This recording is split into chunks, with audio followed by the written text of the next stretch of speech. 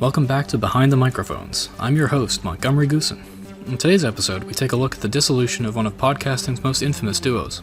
In March of 2021, Jeremy Conte and Max the Big Cheese Dreesen, co-hosts of the renowned podcast The Sandler Files, parted ways. Today we go on a journey to discover how this rift formed, examine the circumstances of the show's final moments, and attempt to discover if this once powerful friendship can ever be reignited. This is Behind the Microphones. In the infantile, yawning months of the year known as 2021, the Sandler Files were on top of the world. News outlets across the globe were buzzing with the antics of its two hosts, who had partied their way to a reputation as the bad boys of podcasting. And then, as quickly as it had arrived, it was over. Conte and Dreesen released a joint statement announcing the show's end, citing a clinical inability to stand the sight of each other's faces. To this day, no one knows what really happened to bring about the end of the Sandler Files. Until now. Pieced together from recently unearthed archival recordings, I present to you here, for the first time, the final episode of The Sandler Files. Welcome back to The Sandler Files, everybody. We are back for episode 13! Wow, that's a lot of episodes, Jeremy. Lucky number 13. That's insane. Nothing can go wrong with 13. No. So, this week, we watched and enjoyed, just loved, just absolutely cherished every moment with the film Grandma's Boy. Grandma's Boy, it's such a lovely movie, you know? Such a beautiful, touching story. Honestly, I didn't know what to expect going into this. Well, I kind of did. And let's just say, this was definitely a stoner comedy. So for those of you who don't know and didn't listen last week, Grandma's Boy is a stoner comedy starring and written by this Sandler protege, kind of, that we've had this weird obsession with. It's not really starring him. We said it was a Nick Swarsdon movie last week. It's not really. It's like 1/3 a Nick Swarsdon movie. Yeah. And there's two other random guys who are in the movie. It's just, Max pointed it out to me. I didn't realize that he was in almost as many Sandler movies as the rest of the gang. Yeah. Always as like a side character. And so now Max has passed on to me this fascination with Nick Swarsdon. Yeah. So we'll get more into Nick Swarsdon in a bit. But talking about Grandma's Boy. Yeah. Wow. That was hard to sit through. Dude. Like, I don't think stoner comedies, like, isn't that just like code for not funny movie? I guess so. It's like, hey, it's a comedy movie, but we didn't really try with our comedy. Yeah, because it's for stoners. You have to be high to laugh. Yeah. Like, it was... I'm just gonna go through the plot. So, you follow this guy who's basically just a jerk, not likable at all. Yeah. This very mediocre white man. And he, basically, the protagonist of all these movies that we've watched. And this is not Adam Sandler, by the way. He's not in this movie. I don't even know this guy. Yeah. But he's just some guy kind of doing a Joel McHale type delivery. And he is a stoner, doesn't really care about anything. He finds out his roommate hasn't been paying his rent, so he gets kicked out on the street. By Rob Schneider. Don't. Doing a potentially racist accent. I can't even... There's so much wrong with this movie that I can't even focus on the Rob Schneider and how much I dislike him. Yeah. So, he gets kicked out on the street, and he tries to live with his friend. That doesn't work out for unfunny reasons. And so he ends up moving in with his grandma and her two roommates, who all three of them, I guess, are widows. Hence the name Grandma's Boy. But the funny thing is, I would say that is not the more integral part of the plot. No. The much bigger part of the storyline is that this guy, this stoner, he's a gamer. He's a game tester. Guys. He's got the career of a lifetime. He tests video games for a living. But they clearly don't know anything about QA testing because... They didn't do any research at all. Because game testers aren't like I don't think they're like, they get their own cubicle. Well, he's like one of the most respected guys in the building. Yeah, almost. Everyone knows who he is and is like, yo, check with Alex, gotta ask Alex. And it's like, why would anyone care about... His job is to go through the levels. It's like hundreds of game testers.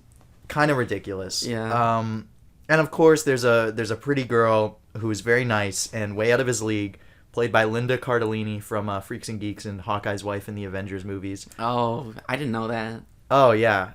I like her a lot as an actress. She was also, who's the nerdy Scooby-Doo girl? Velma? Daphne or Velma? Velma? She was Velma. I don't know. Wait, why don't I know? She was Velma. I think it's Velma. Yeah, right? she was Velma in the James Gunn Scooby-Doo movies. Okay. So, she falls in love with him for literally no reason. It makes no sense.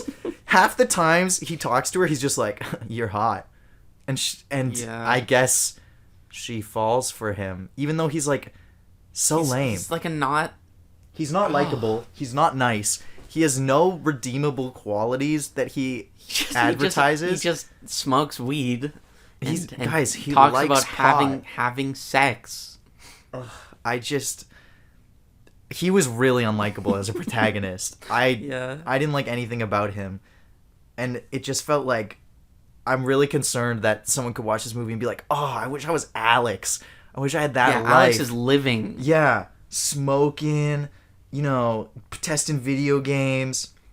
Anyways, that's the whole plot of the movie, basically. Like, there's not really an overarching plot outside of his relationship with the girl, and that he's been developing a game in his free time. Yes, and that his grandma's been playing with him. And that really comes in at the end when someone else on the team tries to steal it, and then he takes the credit back, and he proves it because his grandma is able to beat the game that he developed, because they've been playing it together. It makes no sense, actually. Like, this movie, when you think about anything the tiniest little bit, it all just breaks down. Like, this is not real. It's super dumb, and I guess that's kind of harmless. Yeah. But it's really not enjoyable to sit through because of how stupid it is. It's like, it's not stupid in like a fun, creative way. It's more stupid in this like annoying. Hey dude, let's go smoke weed and talk about sex together. It just, it's really and raunchy. Play video games. It's raunchy We're in the gamers. worst ways. And it has like a very mid-2000s Monster Energy vibe of what gaming is. Yeah. It's when gaming was radical, like the with PS2 like loud era. techno music, the future. So, I nothing about it was like felt true or real. No. I mean, obviously it's a comedy, but like you can do that and have good moments. I'm not saying it's like terrible because it's stupid. I'm saying it's bad because it didn't try anything. Yeah. No, that's a good way to put it. Like, there's stupid comedies that are fun. Yeah. It's almost too stupid. I don't know. It's like brainless. Yeah. It feels like something like a high schooler who really likes weed would write and be like, and then I get a job where I play video games, and there's a super hot executive who comes into the office, and she falls in love with me because I'm so totally awesome. Instead of my boss. And every my day lame boss. every day in the break room, all the other testers challenge me to any game they can imagine, but I always win. And I'm coding my own video game in my spare time. And it's so much better than what a whole company's making. The idea that he made this like full 3D action game. It's like in a his spare massive time. like something that a company would have to come together and work on at that time. He Yeah. made Alone at Home. They don't really even explain it. Also, the game is only on one disc. Yeah, like he that's has literally the thing. zero. It's just, hey guys, I'm working on a game. Here it is. It's this CD. The reason the guy is able to steal it from him is because he gives him the CD. He doesn't even have a computer. No, and then he doesn't have any computer code that he used to make the game. He gives the guy his one CD with the game on it, and then his boss is like, "Well, do you have like another copy of the game or proof that you had it somewhere else?" And he's like, "No." That's the only copy. Your one copy was on a burned CD that was just sitting in your Xbox. Yeah. I guess the boss, JP, that was his name? No, or is that's the one who stole it? Yeah. Yeah, JP. Yeah. He was fine. He was like the funniest guy, I think. Yeah, the guy who stole it is the only funny guy because he's like this savant video game developer who like created a really popular like Mortal Kombat type game when he was like 13, and he's the most realistic gamer in the whole movie. He's just having fun with it, and he's wearing this huge trench coat. He wears a trench coat the whole time. Anytime he talks to a woman, he goes, "M'lady," and he looks like he just stepped out of a Matrix convention. Yeah. See, that's good. There's one bit they do with him that's kind of annoying where he'll default, like he has like a Gollum-esque thing where he has two personalities. Yeah. And one of them is a robot voice, and it gets really old really fast where he'll, like the robot voice will be like, "She doesn't like you," and he'll be like, "No, shut up," and it's like, okay. Yeah, come on. It's not that funny. Like we don't need to see it 30 times. It was a good step, that guy. That's the best part of the movie, I think. Most realistic for sure. Yeah. But I completely lost my train of thought. But Jonah Hill is in this movie. That's what I was gonna say. How did you know? I don't know. I've been waiting to to mention that. Yeah, no, that's the other thing I wanted to mention. I checked it out online. This is his second movie ever. What was Jonah his Hill. first? Another Happy Madison produced thing. Really? Yeah. This was like a year before Superbad, I'm pretty sure. Like a year or two. Yeah, I Which think was so. his big breakthrough. So it's weird to see him in this. He's like a very minor role too. But he's also one of the only actors who delivers lines in a funny Yes. way. When compared with Nick Swarsdon, Yeah. like you mentioned, it becomes very clear. I would just say, I think you'll know if you're the audience for this movie based on if what we told you makes you go, sounds dumb and fun, which is valid. A crazy dude who's high like buys a monkey, and then the monkey like learns taekwondo, and then there's like a witch doctor, and then the grandma gets high, and then all the grandma's roommates get high, and they have a big old party, and the gamer guy gets the girl. It's a mess. I just it's really lame. It's like there's better comedies. This movie does. Other movies have done better. Yeah, this idea better. Yeah, like Animal House is obviously a better version of this kind of concept of like a party movie, or like Fast Times at Ridgemont High, like or like for a stoner comedy like Bill and Ted, or I love Bill and Ted. Yeah, so something like that. Like there's always better written versions of this. Yeah. And we're also definitely not the target audience, but it's hard for me to, like, it feels like there's a very specific target audience for this. It's just very lowbrow. Yeah. That's all. But, well, I guess that's kind of all our thoughts on it. Like, that's Grandma's Boy. It's a stoner comedy. Yeah. Do you wanna rate it? On the Sandler scale? Yeah, Sandler it's scale. Very low on the Sandler scale. Yeah. I'm gonna keep it real with you. We got a David Spade cameo as well on top of the Rob Schneider. True. But even then, it was not very funny, and it's just... It's like Rob Schneider and David Spade, they pop in for like 30 seconds each to play a wacky character. And it didn't just improv'd on the point. None of it had like the vibes of the Sandler comedy. It just felt like a bad mid-2000s comedy. Like, it didn't have that Sandler touch of like weird, surreal, you can't believe this is happening. Mm-hmm. So, yeah, it's really like 1 or 2, right? Like, I'd go like 2. Maybe 3. I don't know. For the gamer character? Just be like, there's JP. some points that are like enjoyable to be like making fun of. Yeah. There's enough going on where it's not boring to be watching. Yeah, but we were silent a lot because we didn't have a lot to say. Yeah. Yeah, I think 1 or 2, and then even as a movie, I'd give it like a 2. Like, Yeah. It's just not for me. Yeah, I can't think of anything else I need to say about it. It's exactly what you think based on what we just said. Yes. You could picture the whole movie. Okay, well, I guess that's that. So now we'll dive on into a little bit of history about Nick Swarsdon. Oh yeah, do the Swarsdon that I have here. Educate me. Essentially, Nick Swarsdon, you might be confused. Why is he hanging out with Sandler and all of his SNL buddies, right? Because he's younger, right? He's like, so much younger. significantly, Yeah. So, essentially, in 2003, Nick Swarsdon, he started out doing just comedy clubs, small stand-up, etc. Eventually, he got like a half-an-hour section of a comedy special on the Comedy Network. Mm-hmm. And Adam Sandler was lying in bed with his wife one night, watching TV, and he saw the stand-up special. And immediately after watching it, he's like, "Oh, that kid's funny. He's got the good." Yeah. Sandler contacted Swarsdon and asked if he'd be interested in collaborating. Swarsdon's first project with Sandler was co-writing the screenplay for Grandma's Boy. And Sandler wasn't listed as a screenwriter, though. Yeah. That's weird. That's what it says on Wikipedia. I guess there was enough rewrites post-Sandler. Yeah, but I didn't know this was the first Sandler-Nick Swarsdon film.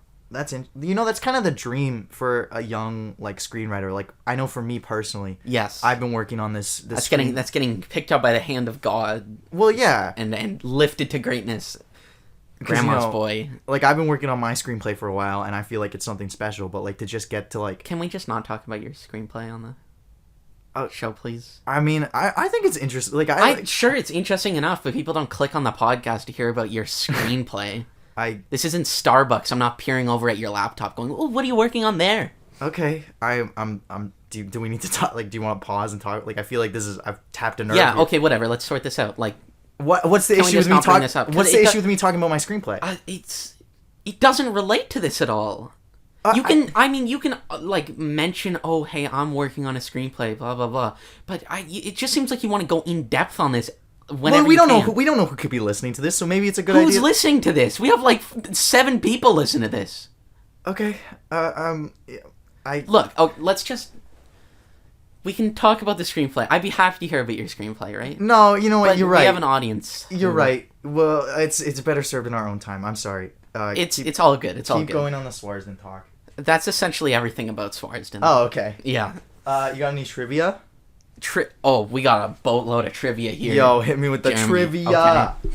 All right. So much trivia. This might be the most trivia we've ever done. Okay, you're gonna have to rapid Yeah, fire yeah, because timing. absolutely. Okay, first piece of trivia. The video game featured in the movie Demonic That's the game Alex made on his own. That's his solo project. Yes, that was going to be an actual video game. That's what we're seeing in the movie, but it got canceled because the company developing it went bankrupt. That's gotta hurt. That's Okay. gotta hurt bad. Yes. Next piece of trivia. This film barely grossed $6 million in its original theatrical release. Oh my god. Barely. Then the film, after being released on DVD, made $50 million.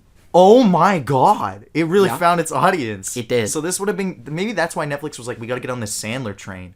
Yeah. Because home video is where it's at. In the first scene, one of the first scenes when they're getting kicked out of their apartment, one of the characters says, "You're a hooker," to one of the movers. Mm-hmm. This was Adam Sandler's idea, who was on the set that day. He came up with that line, and everyone loved it, so they kept it in.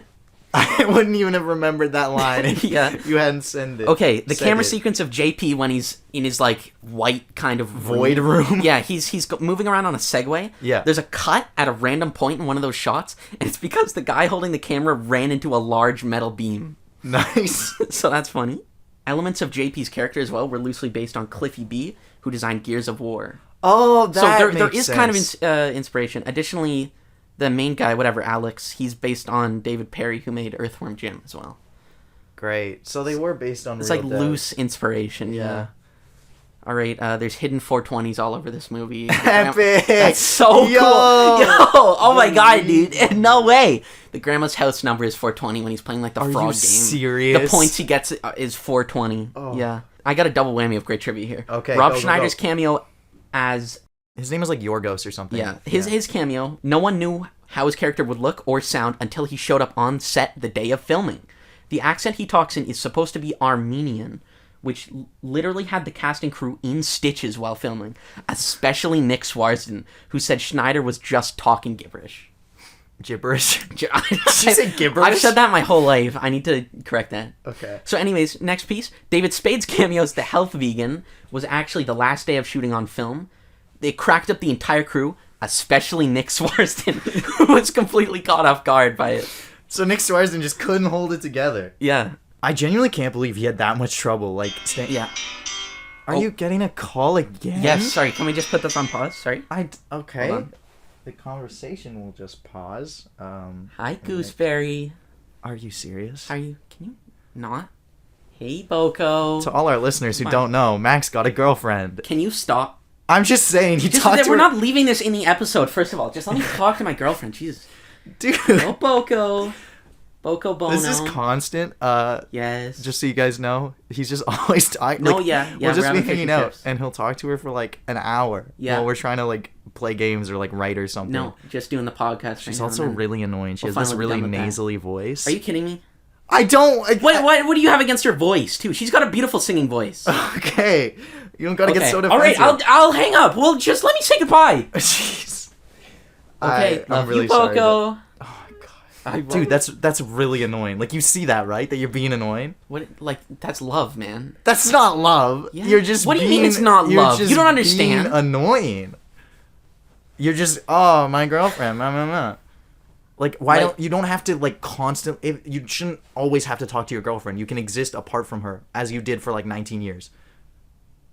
I mean, okay. I just If- feel like our like, time if- is our if- time. I just feel like our time is our time. Podcast time is our time, and you need to be able to balance Sure. that. That would be nice. I will work on that. Okay. Okay, I will appreciate genuinely it. work I on that appreciate because it. I understand it has Appreciate been it. done in the way. Thank you. Okay, final piece of trivia. This was the second film that Adam Sandler worked on with 20th Century Fox.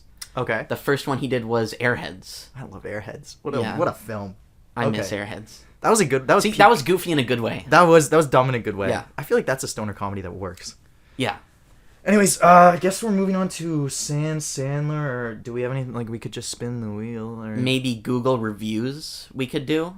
Okay, Max is annoyed now. Of No, course. okay, well look, we missed Google review like the past 4 episodes. Yeah. That was supposed to be one of like the landmark things of our show. Like that was so funny. Remember the first episode, the I Hubie know, Halloween we were one? okay, this is on me, guys. It is my job to do Google reviews. Yeah. but I So don't- you got to get on top of that because you keep Okay, forgetting about it. Like, okay. wait, I don't know, write it down on your computer or something. I just forget. Like, is it? Do you really want to? Okay, I'm sorry, but I forgot today. I meant to do the research, but I had to go get Wendy's, and so I don't know. I got caught. When'd you get Wendy's? I got Wendy's before the show because I was hungry. What are you talking about? When you said you were busy before the show? Yeah, I was getting food for myself. Well, why couldn't we go get the Wendy's? I didn't. Maybe you. I've been ate. meaning to try their new Wendy's barbecue bonanza burger. I didn't. It's not good. I just tried it. Like I got it before. Why would you spoil that for me? I didn't think Why the would you burger spoil mattered. That I just that was. That was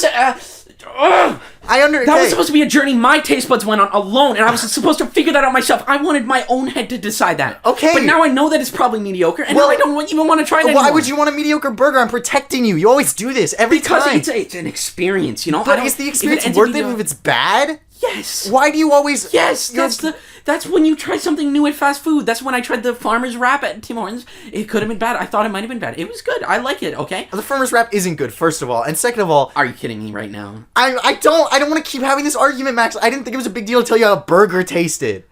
I've told you You're being a child. You're being a child. You always you're the do real this. child here because you don't really care about what I ever think.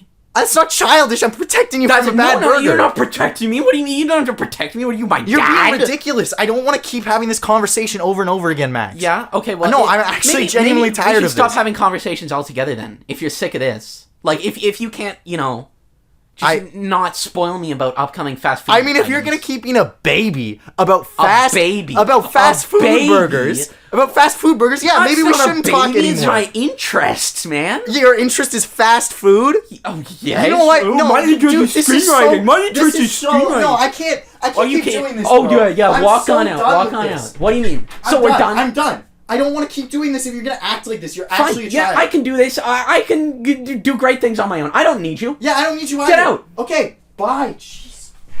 And unfortunately, folks, that was the end. Since then, the two former friends have walked divergent paths. Jeremy, after failing as a screenwriter, now works in the music industry as rapper and mogul Slim Rhythmic. His only notable song is the TikTok sensation Who Ya Snappin'. Yeah, you look good in this pic, but I already know your tricks. Shorty got that high score. Who ya snapping? Stay sending me pics of floor. Who ya snapping? I'm sick of these streaks of yours. I'm looking for something more. Who you snapping? Most recently, Jeremy had an unfortunate spat with the paparazzi outside of his Toronto apartment. What are you trying to say to me right now? What are you trying to say? You're coming up to me. Do you know who I am? I'm Slim Rhythmic. Oh, Jeremy called you. No. You don't get to call me Jeremy.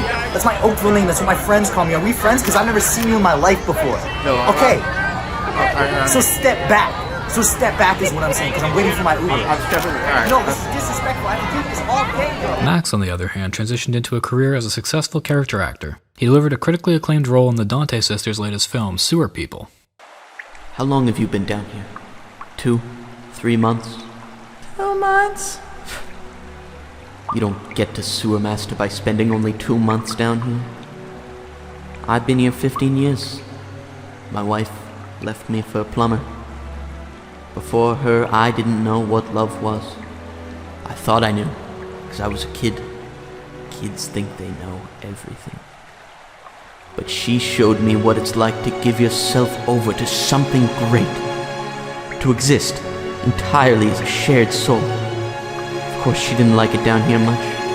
She couldn't take the sewer life, the smell, the filth of it all. I thought she was overreacting. But I didn't notice that same filth I praised had rubbed off on me.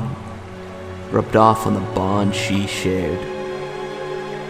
And she left. And with her left the only happiness I've ever known.